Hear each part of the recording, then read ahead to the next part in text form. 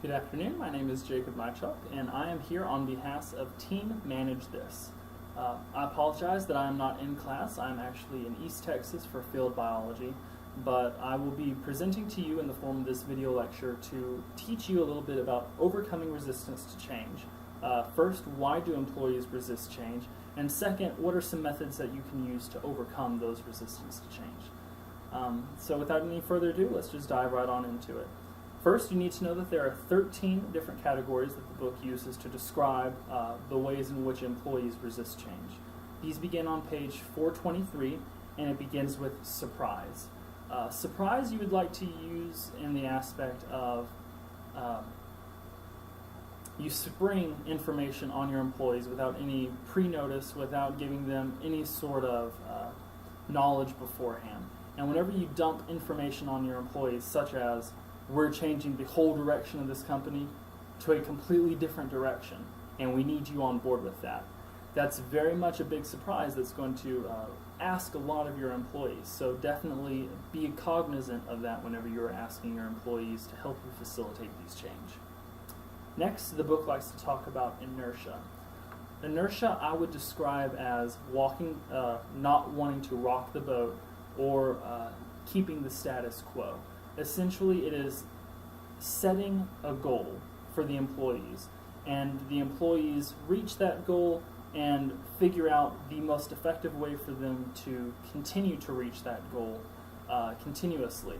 And whenever you suddenly ask them to change, whenever you ask them to add on an extra process to their already list of tasks that they need to perform, this push that you're giving them, this extra pressure that you apply, can definitely cause negative feedback. It can cause some backlash that's going to definitely hinder change within a company or organization. Next, we have misunderstanding, ignorance, and lack of skills. This kind of all groups together under the employee just isn't really fit for the company, or the employee isn't fit for the new direction of the company. And whenever you have a situation like that that arises, you can try to train them more, you can try to discuss options, maybe you can resettle them within a different position within the company that would still provide them useful to you and still provide them useful to themselves and have a sense of self-fulfillment.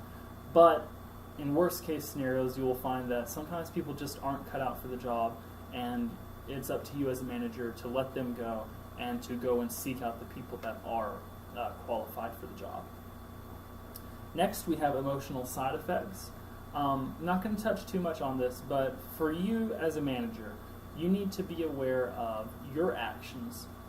Any direction that a company takes is going to have repercussions within its infrastructure, particularly within its employees.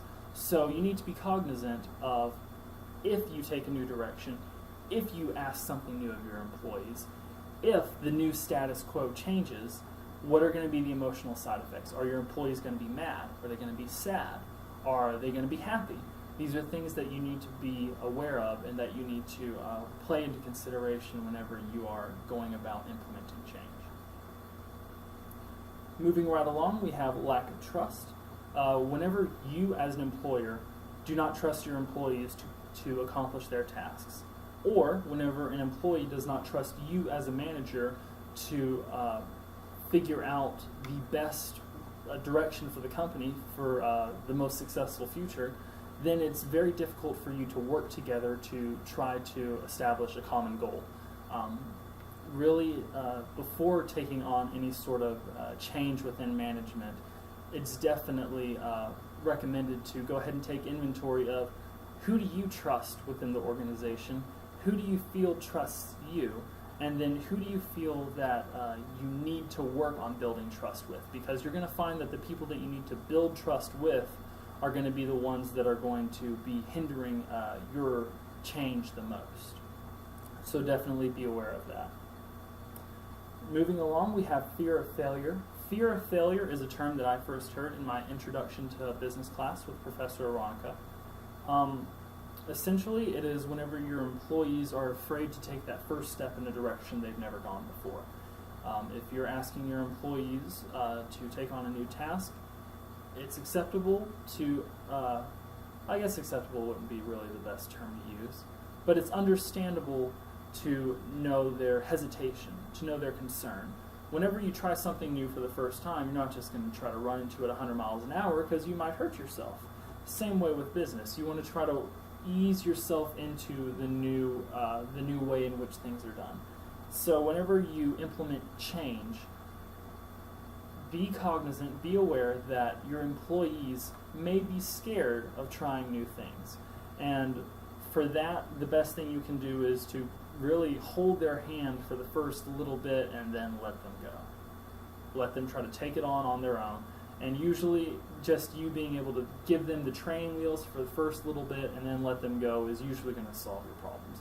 But be aware that fear of failure can hold back the performance of your employees whenever you're trying to implement change. Next we have personality conflicts and poor timing. I'm not going to go over either of these in too much detail. I think you can pretty much take most of these two at face value. Personality conflicts, you're going to find people in any business or organization that you go.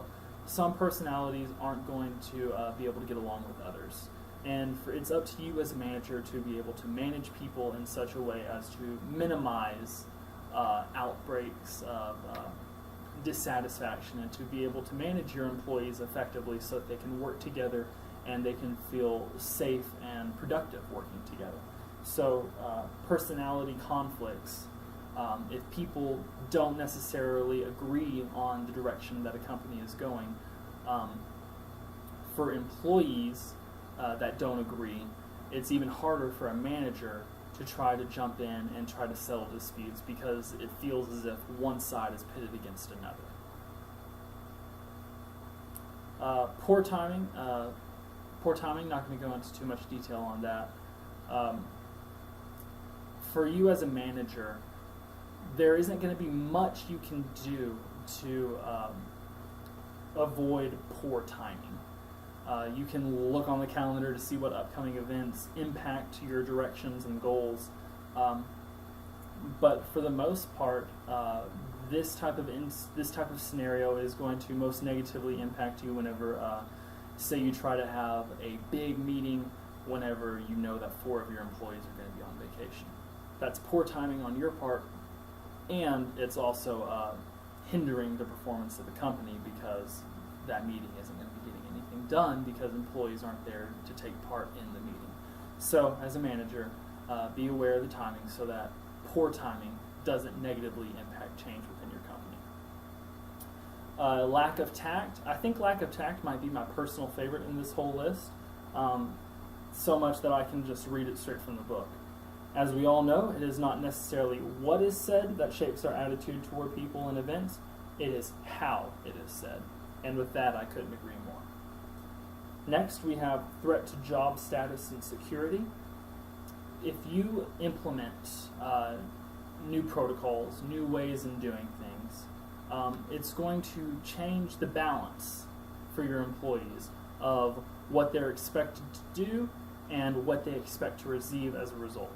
So if you have an employee who is used to creating 5,000 units of product in exchange for $1,000 at the end of the week, that's the status quo.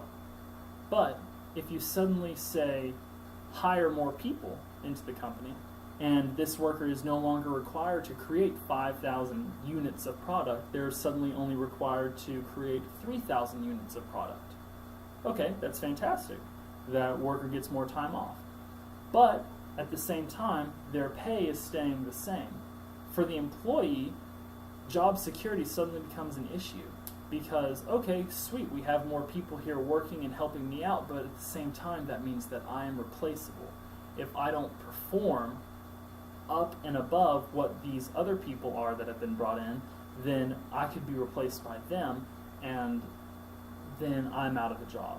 And so definitely that fear of losing your job or that fear that you could be replaced is definitely a negative connotation whenever you're hiring more people.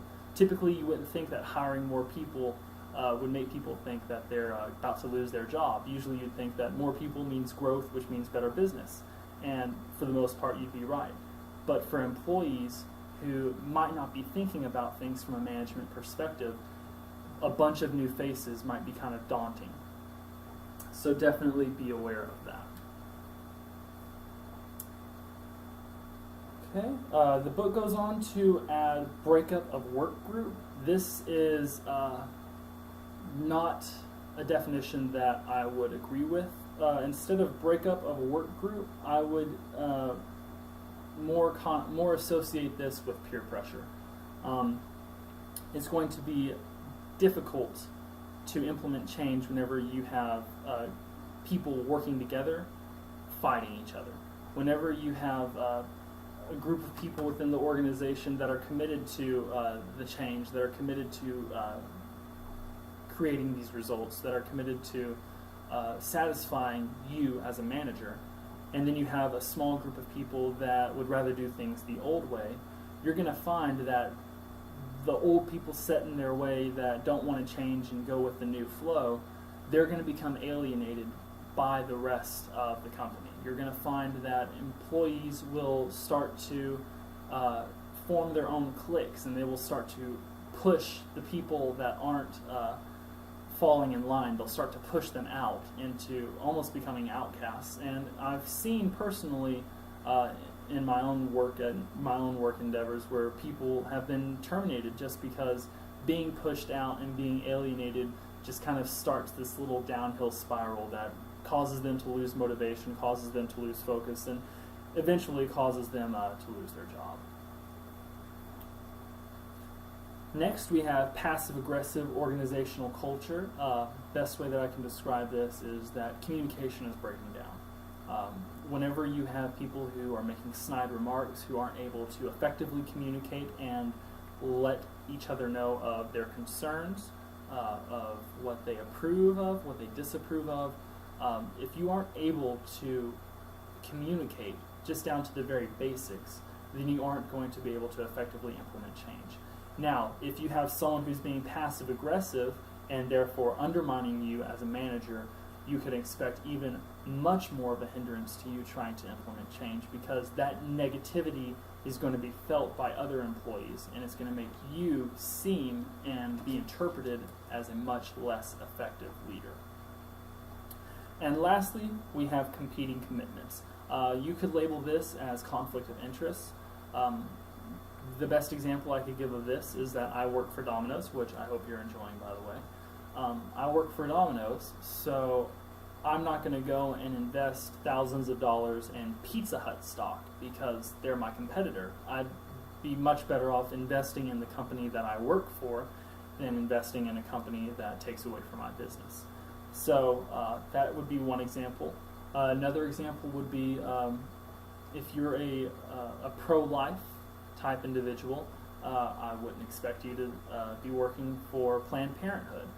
Definitely a much more extreme end of the spectrum, but relevant nonetheless. People's personal preferences, their moral beliefs, and what they believe is ethical is going to play into how they conduct themselves at work and what tasks and roles that they are willing to take on and accept. And if your direction as a company suddenly clashes with their own personal beliefs and desires, then you're going to start to have serious problems and breakdowns. So, I've just given you 13 bullet points for reasons why employees resist change. So go ahead and make sure that you got all of those taken care of. Once again, it was surprise, inertia, misunderstanding, ignorance, lack of skills. And we have emotional side effects, lack of trust, fear of failure, personality conflicts, poor timing, lack of tact, threat to job status and security, breakup of the work group, passive-aggressive organizational culture, and lastly, competing commitments. Alrighty, so now that you know all the reasons why employees may resist change, I'm going to go ahead and move on to the 6 reasons why you can overcome these obstacles. These are going to be the 6 reasons and the 6 hows as to how you can overcome that resistance. So the first one that the book talks about is education and communication.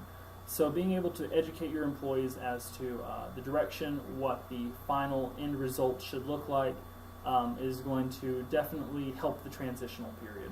if from the very beginning steps, management and employees are on the same vision, have the same goal, it's going to make the transition and the change aspect of management much more effective and much more smooth in its transition. Next, we have participation and involvement. Essentially, this is where you try to get your employees involved from the very beginning, from research and development through the implementation process all the way to the oversight. If you can get your own employees involved in a personal level from the very beginning, then you're going to have employees who are committed to seeing the end result be successful. No one devotes their time into something in order to hope to see it fail, unless you're just a really horrible person, in which case I don't want you working for me. But you definitely want to have employees who feel a personal responsibility for the success because they devoted their time and effort into the change within the organization. Third, we have facilitation and support, and what this means is that you reward your employees for their good work throughout all the stresses and the extra burdens of organizational change. So, for example, this might be having a stress relaxation day for your employees where you send them to go get massages and coffee or whatever. It could be rewarding reaching certain milestones. If employees reach a certain number in sales, then bonuses for the whole department. It can be as simple as just pay increases. It can be whatever you want it to be. Anything that can positively enforce employees. As long as there's an exchange, as long as your employee is doing something for you and you do something for your employee. Which goes into negotiation and agreement. The example that the book gives on this is that an hourly clerical employee may, for instance, be put on salary in return for learning how to operate a new internet workstation. This really closely coincides with facilitation and support, but with negotiation and agreement, I would have to chalk this one up to just adding skill sets in exchange for added compensation for time and effort and energy. So whenever you have employees who are within an organization or company that is going through change, if those employees take on new tasks and responsibilities and take on the personal initiative to be able to understand, comprehend, and take on bigger, stronger challenges, if you have employees who develop themselves, then it is your obligation as an employer to go ahead and give those employees extra benefits, to go ahead and say you are worth more because you know more, because you are capable of more. And I think that's the best way that I can put negotiation and agreement. Next to last, we have manipulation and cooptation. This is the deliberate holding and withholding of information to exact a certain result. For example, if you are a manufacturing company and you are planning on implementing a new automation program that's going to increase sales fourfold and decrease your costs, it's going to cut your costs in half. That's fantastic. You tell all of your employees, you get them on board with it from the very beginning, and you work on it, and then a year and a half into it, you're 2-3 months away from completion, and then you tell your employees, oh, by the way, as a result of adding all this automation, we're going to lay off half of the workforce here. Whoa. From a management perspective, you may have just did the best thing in the world by installing these new machines and these new ways of creating product, and the numbers are fantastic. But from your employee's standpoint, from a personal standpoint, you're not going to get motivation from them if you tell them from day one that, hey, there's a 50-50 chance that you're going to get laid off at the end of implementing this new idea. If you withhold that information until a later date, you will be able to get more people on board and be able to exact more change as a result of people being unaware as to what may come further on down the line. So this can border on some moral and ethical decisions for some people.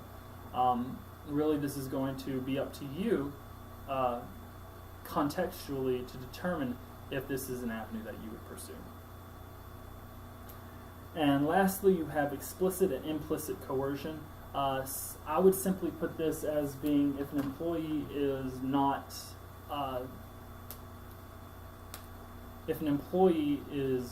bringing about change, if your employee is not doing their duty, if they aren't going along with the flow of the rest of the organization, it is your responsibility as a manager to step in and say, hey, this is what we are paying you to do. If you don't do it, you're not going to get paid.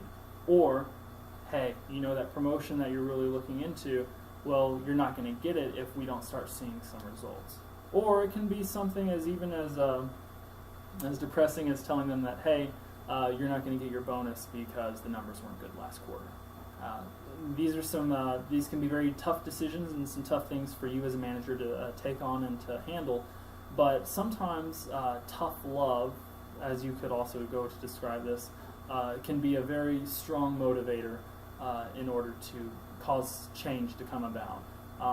It is definitely a much harsher and colder approach to motivating your employees, but it also seems to be more of the slap in the face. It will get their attention. So that pretty much covers what I have. Once again, that was 13 bullet points on why employees resist change, and then 6 bullet points on ways that you as a manager can help your employees overcome this resistance to change. Thank you so much for your patience. I hope the quality of this footage wasn't too horrible, but without any further ado, I'd like to just go ahead and pass this back over to the rest of my team.